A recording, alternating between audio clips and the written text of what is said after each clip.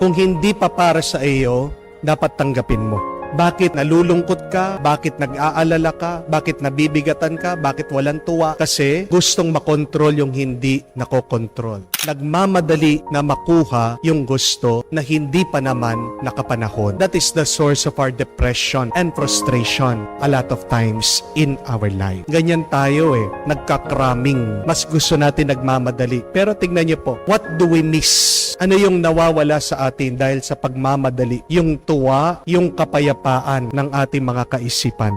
Kung hindi ka magmamadali at bibigyan mo ng oras at panahon, you can never see that miracle and you can never feel the love and the grace of God if you are hurrying in life, if you are rushing in life. Magandang paalaala po yan. Kung hindi ka magmamadali, kung marunong ka magpasensya, may makikita ka, masusumpungan ka at matatanggap kang milagro. So dalawang paalaala po sa atin. Una, huwag kang magmadali. Dahil pag nagmamadali ka, yung mga hinahabol mo, tatakasan ka. May kasabihan, a very beautiful quote. It says that when you stop chasing things in your life, these things will turn around and come to you. Hindi mo naman kailangan habulin yung mga bagay-bagay sa iyong buhay. Ano man yan ang iyong hinihiling, kailangan ka lang na huminto. Sinabi ng Diyos kay Moises, "Be still and I will fight for you." Isang kailangan natin matutunan yan sa ating buhay na tayong walang tigil sa pagtatrabaho, sa pagmamadali. We have to be still and allow God to fight for us. Allow God to do His work. But secondly, be humble dahil nagpapakita ang Diyos sa mga mapagkumbaba. Ito po yung ating ipagdasal. Hilingin natin ang grasya